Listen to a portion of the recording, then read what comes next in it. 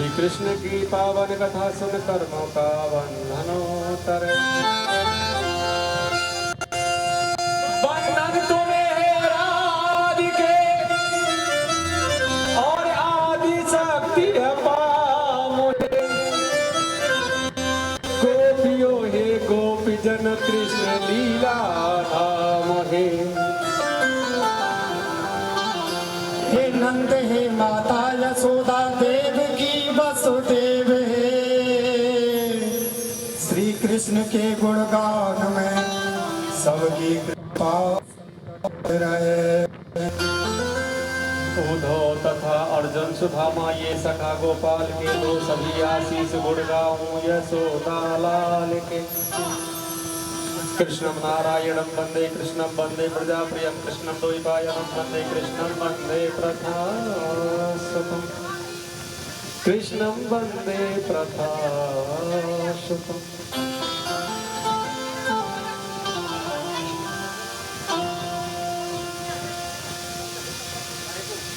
परम मंगल में प्रार्थना अखिलेश्वर अकरण करना बनना भक्ति वाक्य तलब करो।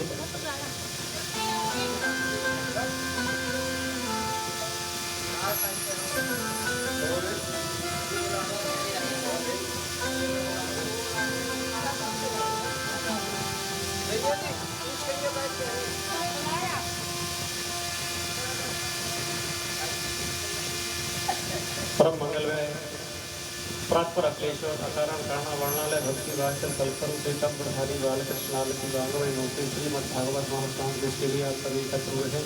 सब प्रथम मेरे बांध के बिहारी नंद के लाला अपना स्थान ग्रहण करें।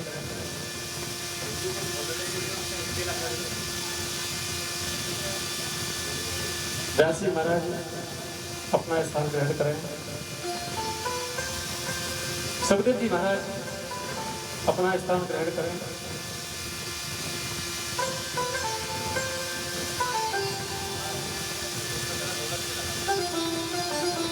बाबा भोलेनाथ अपने परिवार सहित आए अपना स्थान ग्रहण करें।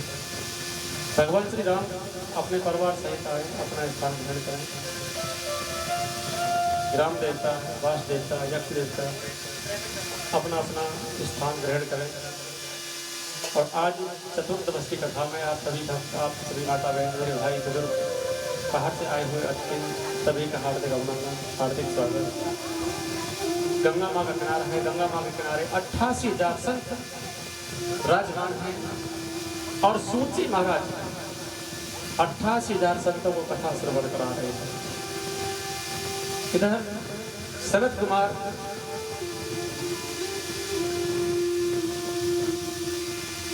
भक्ति ज्ञान और वैराग को कथा श्रवण करा रहे हैं।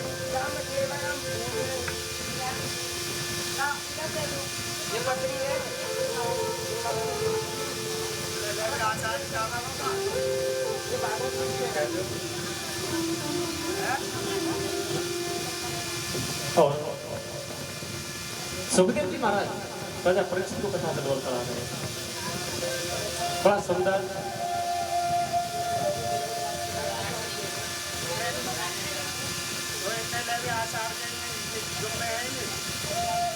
बोलो बात के बिहारी लाल की जय जय जय श्री राम। सुखदेव जी महाराज राजा परीक्षित को कथा श्रवण करा रहे हैं और परीक्षित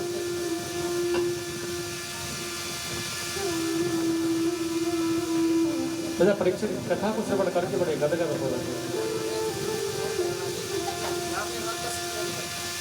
और सुखदेव जी महाराज ने कहा राजा परीक्षित आपको कथा श्रवण करते हुए चतुर्दश पूर्ण हुए हैं। यदि आप कहें तो मैं थोड़ी देर के लिए कथा को विश्राम लगा देता हूं। आप सोच आदि क्रिया से निवृत्त होकर के फिर भगवान की कथाओं को श्रवण करना। लेकिन सुखदेव जी परीक्षित जी महाराज कहते हैं कि नहीं गुरुदेव आप तो मुझे मेरे गोविंद की कथाओं को श्रवण कराओ, क्योंकि मेरे गोविंद की जो कथा है बड़ी सुंदर कथा है। कृष्ण कथा सुंदर जगमाही ऐसी कथा और कोई नहीं। कृष्ण कथा के सब अधिकारी बालक व्रत युवा और नारी। मेरी गोविंद के सब अधिकारी होते हैं, चाहे कोई बालक है युवा है चाहे कोई नारी है। तो आइए कल की कथा में आप सभी भक्तों ने श्रवण किया था कि वामन भगवान का बड़ा सुंदर सी झांकी के आप सभी ने दर्शन किए।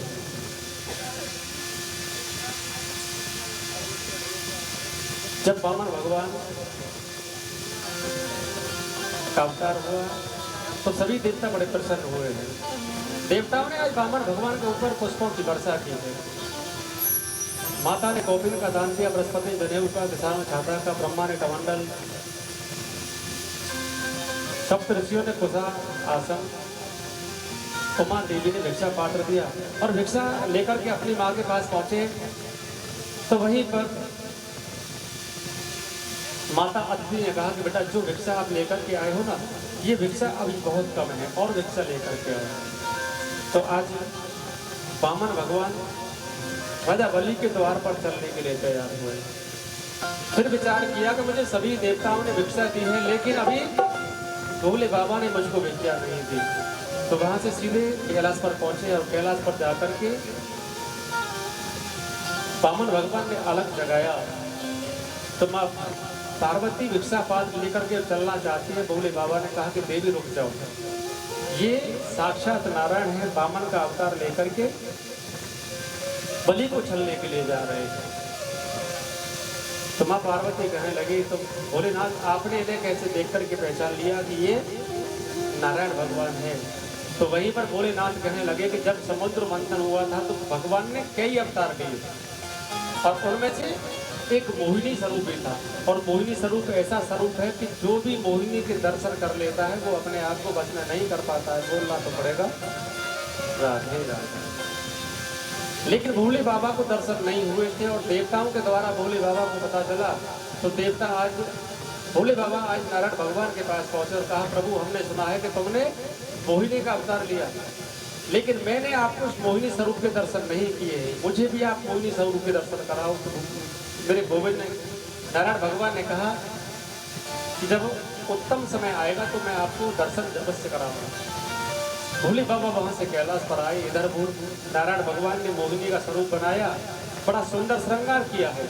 मोहिनी भगवान 16 वर्ष की अवस्था है, एक काली चोटी कमर पर लहरा रही है, आंखों में काजल है, होठों पर लाली है, माथे पर बिंदिया है, पैरों में पायल और झीने झीने वस्त्र पहन करके मोहिनी भगवान अपने हाथ में गेंद लेकर के खेलते हुए कैलाश पर पहुंचे और खेलते हुए मोहिनी भगवान ने गेंद को लेकर के भोले बाबा के अंक में डाल दिया।